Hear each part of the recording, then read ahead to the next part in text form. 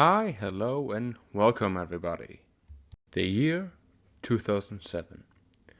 The first iPhone was introduced and published by Steve Jobs. Wow, iPhone! Facebook and Twitter were made accessible globally. And the first diary of a wimpy kid released. But most important for this video, a game was released that would go down as one of the classics and most beloved games, earning 2 sequels, actually 2 novels as well, and almost a movie. We are talking, of course, about Bioshock, a first-person survival horror RPG set in the underwater city of Rapture. Critically acclaimed by many for its excellent fast-paced gameplay, as well as its capturing and well-written story and characters. Earning a rating of 97 on IGN, and having sold over 43 million units to this year. A game I wanted to play for a long while, yet never did. So, this will be my first series on this channel. Quick side note, I did a fuck up during the first recording, therefore this first part will be more talk over the first 30 minutes of gameplay. After this, that will be a normal playthrough let's play.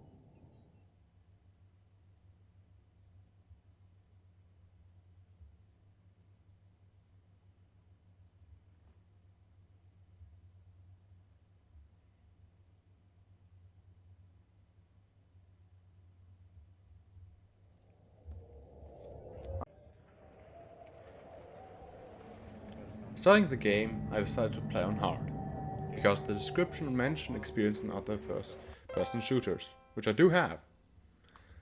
I just hope this decision is not gonna bite me in the ass later on. Now to the actual start of the game, when a character is sitting aboard a plane traveling to somewhere.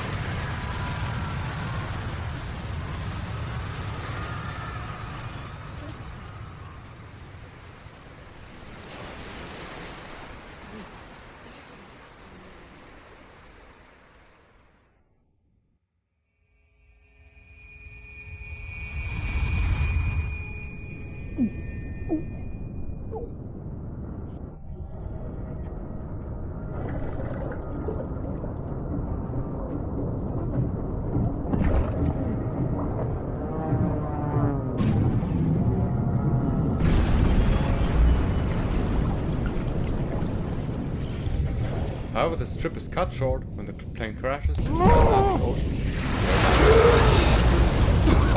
Right after this, the game lets the player control the character for the first time. We swim through the burning wreckage towards the lighthouse.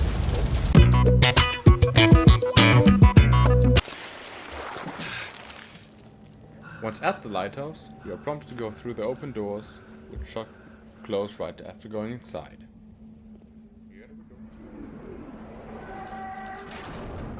Inside the lighthouse, the lights get turned on soon after we enter, and we see a golden statue of a man looking down upon us, and a quote that is widely known in the gaming community written on a banner, reading, "No gods or kings, only man." After being confronted with this quoted statue, we are prompted to walk behind it, and a flight of stairs, where we encounter a elevator?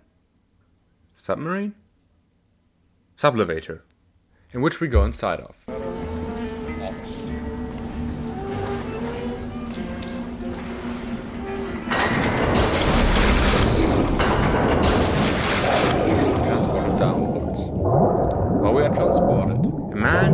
name of Andrew Rhines explains us his ideals. Ideas? Oh my god, is that the Oscar?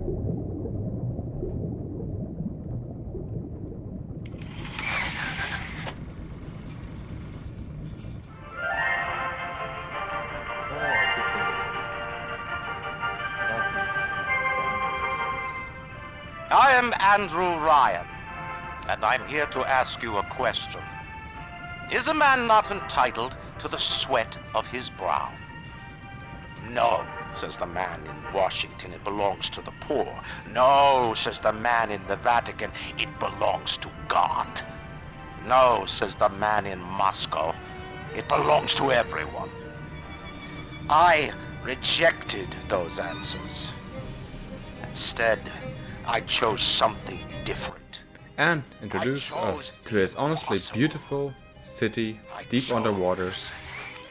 Rapture.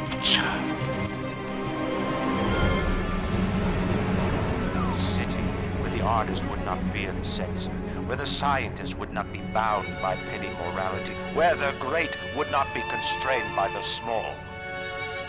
And with the sweat of your brow, Rapture can become your city as well. To which we then travel in our elevator?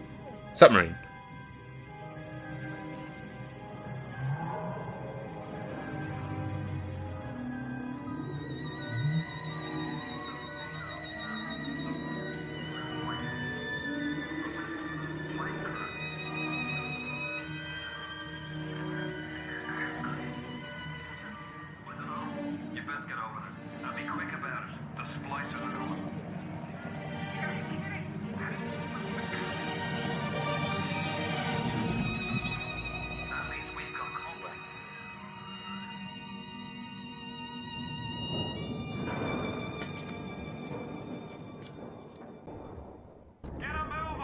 Eventually we come to a stop, somewhere in the city, where the first thing we are greeted by is some nice murder outside of our submarine.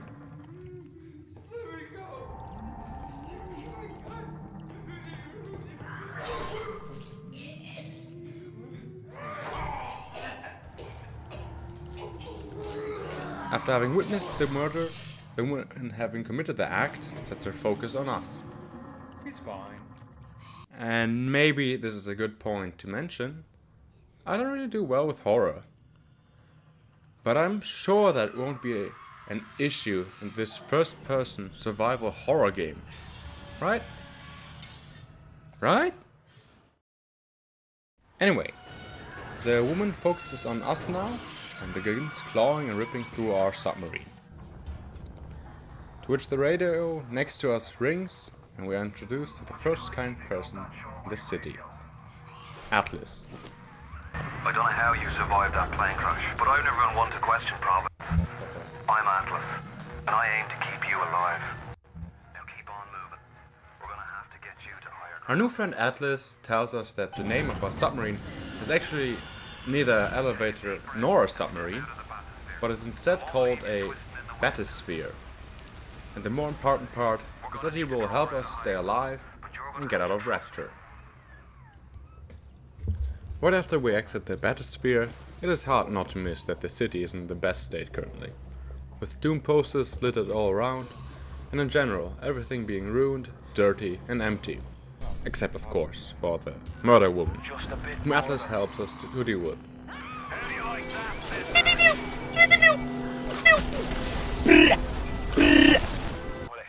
And we also finally get our first weapon.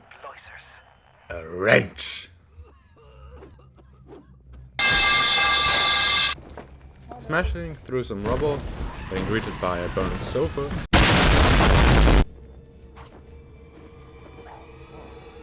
And then moving up a few stairs, we get to a room where we meet another splicer with whom we deal with.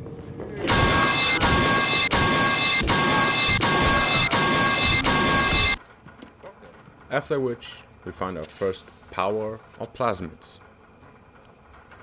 Promptly injecting ourselves with a needle, which our character does not take too well and is promptly knocked off his feet. Steady now! Your genetic code is being rewritten. Just hold on and everything will be fine.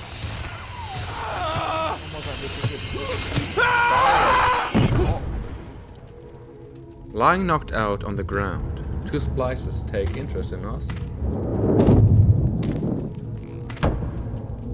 This little fish looks like he just had his cherry popped. Wonder if he's still got some Adam on him. But leave us as soon as they notice something or someone called Big Daddy. Yellow, always have been.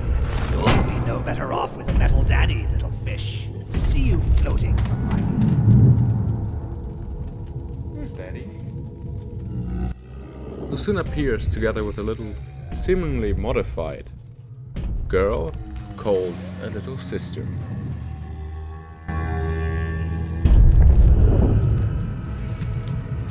Look, Mr. Bubbles, it's an angel.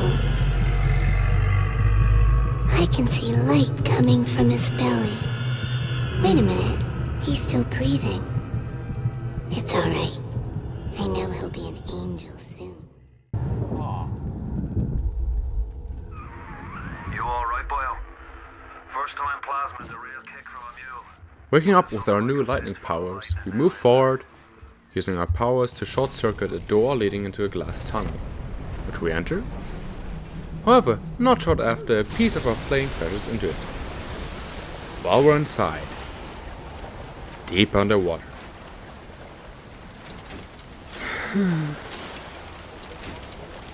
We sprint to the other end of the tunnel. Once through and in safety, we enter a new area, where we find a so-called Vita chamber, which is a respawn point in this game. After discovering the Vita chamber, we move on and find some more splicers, which we deal with.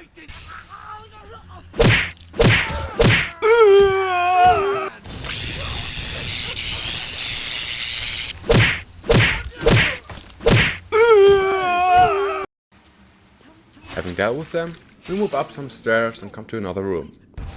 Hanging from the ceiling of the room are banners with what I assume are the ideals of Rapture. And an elevator. This time, for real, an elevator.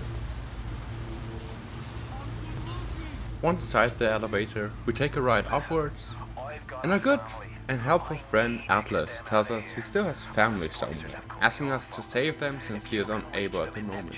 And of course, we will help our good friend. I know you must feel like the unluckiest man in the world right now, but you're the only hope I'll ever see my wife and child again. Go to Neptune's bounty. Find my family, please. When we step out of the elevator, a little arrow shows us the way to go. And so we make our way to save the family of Atlas. Trotting through the broken and shattered remains of Rapture, find our second weapon. A gun. Though with limited bullets, it probably won't be our primary weapon for the majority of the game. And then, countering splices and showing them it is not a good idea to stand in water. We make our way through a bathroom in a smashed down wall towards yet another new room, where Atlas is so kind to warn us that we should put our weapon away. Careful now. Would you kindly lower that weapon for a minute? After doing so, we make our way over a catwalk from which we see a little sister, and he warns us about her. Child down there. Don't be fooled. She's a little sister now.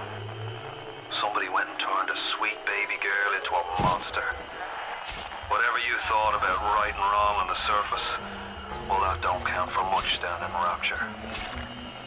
Those little sisters, they carry Adam, the genetic material that keeps the wheels of Rapture turning. Everybody wants it, everybody needs it. Arriving at the other side of the room and heading down some broken stairs, we get to see up close what happens to someone who tries or does harm to a little sister. And that is that. Big Daddy will fuck that person up.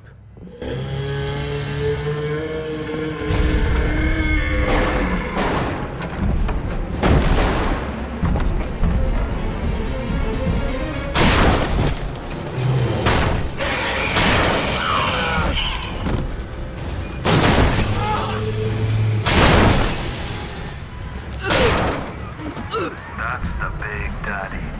She gathers Adam. He keeps her safe.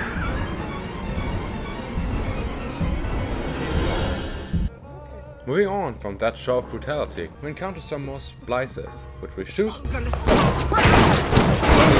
electrocute, and beat.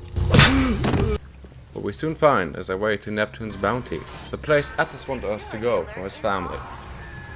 However, this way is then locked shut and a group of splicers attacks us. Atlas informs us that that's the doing of Andrew Ryan, and that we should head in the other direction towards medical. So we do just that. It's Ryan! Goddamn Andrew Ryan! He's failed! Damn it! He shut off access to Neptune. There's another way to get there. Head to medical. What are you waiting for? Go! Once in medical, we get locked into a room, where the man himself talks to us. Oh, Christ! You're trapped! Gonna try to override the exit from here!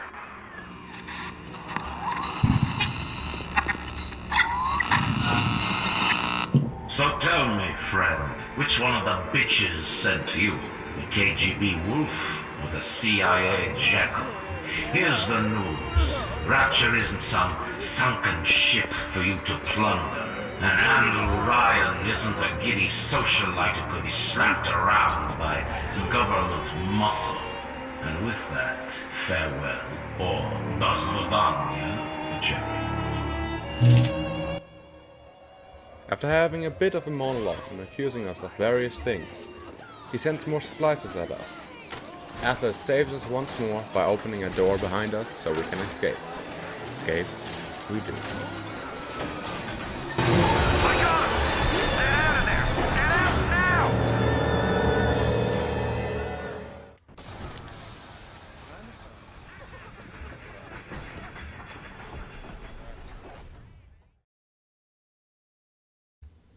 Hey, thank you for watching my first video. I hope you enjoyed it.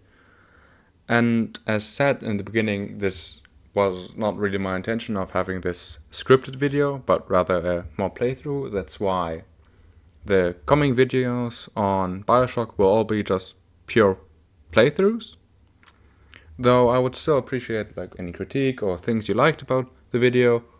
Oh, and if I maybe should focus on scripted content more in the future. But for now, have a nice day, stay healthy, and goodbye.